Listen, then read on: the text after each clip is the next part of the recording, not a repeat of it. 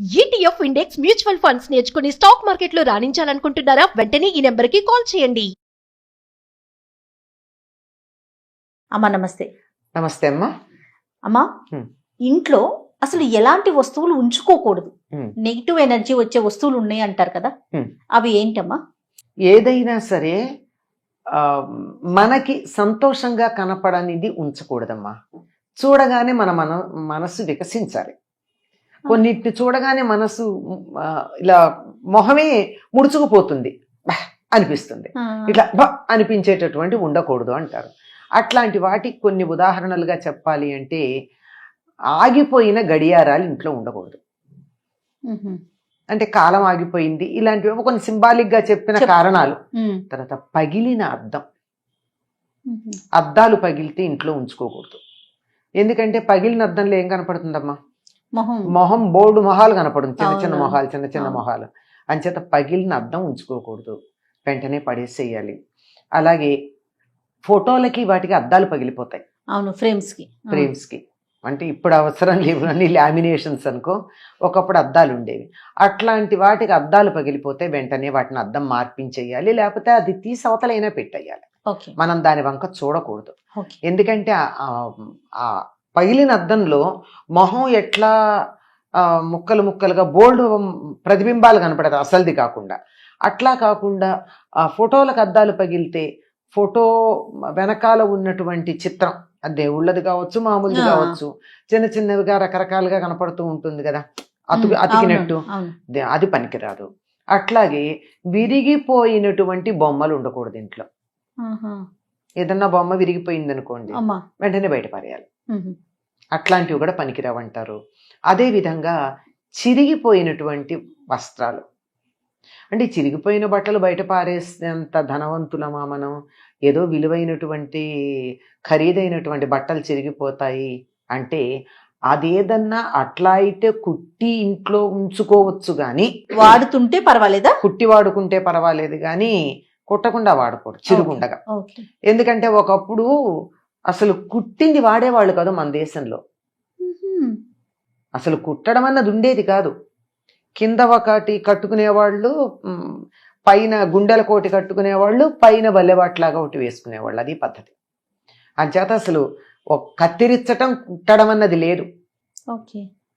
అందువల్ల అసలు అదే దరిద్రం అనేవాళ్ళు. ఇప్పుడు కుట్టకుండా కట్టేదే లేదు కదా.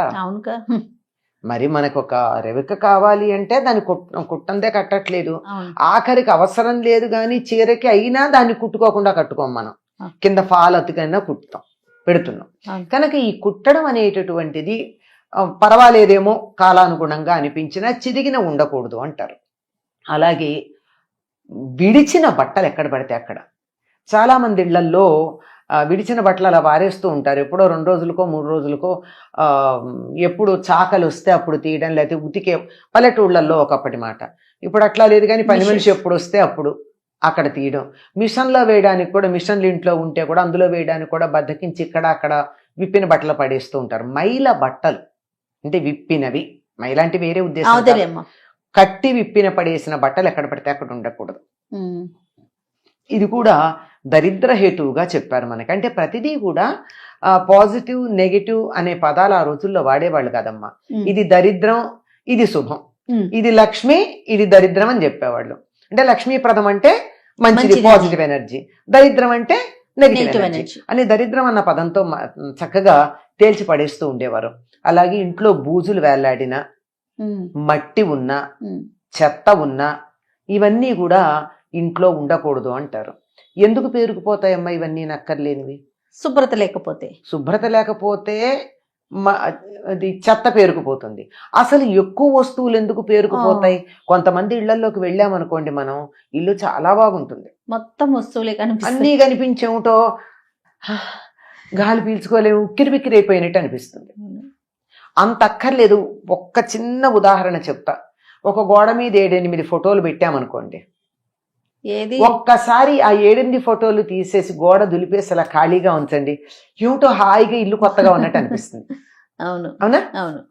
అంచేత ఎక్కువ చేరిస్తే కూడా అది ఇంటికి ఒక రకమైన బరువు కలిగిస్తుంది. కనుక చేర్చకుండా వీలైనంత వరకు తక్కువ వస్తువుతో. సామాన్తోనే ఉన్నట్టయితే శుభ్రం చేసుకోవడం తేలిక. అవును. దీనికి మార్గం ఏమిటంటే అసలు కొత్తవి చేర్చకండి.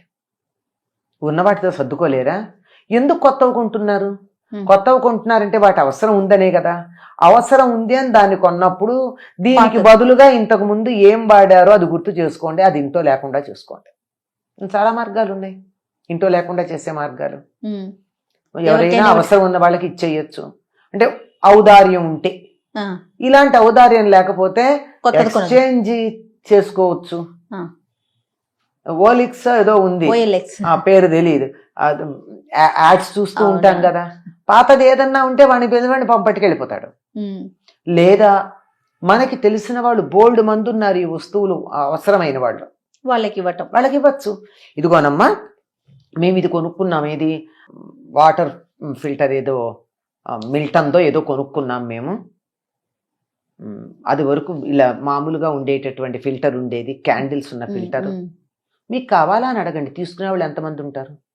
ఇవ్వాలే కానీ ఎందుకుంటారమ్మా, అవసరాన్ని తీసుకునే వాళ్ళు ఉంటారు. మాకు ఉందండి అంటే పోన్లే అమ్మా దాన్ని మామూలుగా అది వాడికి ఇది నీళ్లు నిల్వ చేసుకోవడానికి వాడుకోవచ్చుగా. నీళ్లు నిల్వకి వాడుకుని ట్యాప్ తెచ్చుకుని వాడుకోవచ్చు కదా. ఇలా ఎవరికన్నా ఏదన్నా ఉపయోగపడుతుందేమో అని వాళ్ళకి ఇచ్చే గుణాన్ని పెంపొందించుకున్నట్టయితే మంచిది. అప్పుడు ఇంట్లో చెత్త ఉండదు. చెత్త కూడా మనకి లక్ష్మీప్రదం అవుతుంది. ఎట్లా అవుతుంది? ఎలా లక్ష్మీప్రదం అవుతుంది అంటే మనం ఎవరికన్నా ఇస్తే వాళ్ళు సంతోషించి నోటితో థ్యాంక్స్ చెప్తారు అనుకుందాం. చెప్పకపోయినా కొంతమందికి చెప్పాలని కూడా తెలియదు కానీ మనసు సంతోషపడుతుంది కదా. వాళ్ళు సంతోషపడితే అది ఎంత పాజిటివ్ ఫీలింగ్ మనకి, ఎదుటి వాళ్ళకి సంతోషం కలిగితే. అందుకని అలా ఇచ్చేయడం కూడా మనకి చాలా మంచిది. కొంతమంది ఇళ్లల్లో ఫ్రిడ్జ్ తీయడానికి భయం వేస్తుంది. ఎన్ని పడతాయో దానిలో నుంచి. ఏది తీసినా దానికో చరిత్ర చెప్తారు, నాస్టాల్జియా వచ్చేస్తుంది. అది చెప్పడం తర్వాత వీటన్నింటి వాసనలు కలిసిపోయి ఒక గమ్మత్తైన వాసన వస్తూ ఉంటుంది ఫ్రిడ్జ్ ఓపెన్ చేయగానే. భయంకరంగా. చేత ఇది మనం ఊరికే చమత్కారంగా చెప్పిన మాట అనుకోండి. అంటే మరీ సీరియస్గా ఉండకూడదని. కనుక ఇంట్లో ఏదైనా సరే అత్యధికంగా ఇంట్లో ఉక్కిరి బిక్కిరి అయిపోయి కిక్కిరిసిపోయి కాలు వేలు పెట్టడానికి వీల్లేనంత లేకుండా ఉండేట్టు చేసుకోవడం చాలా ముఖ్యమమ్మా.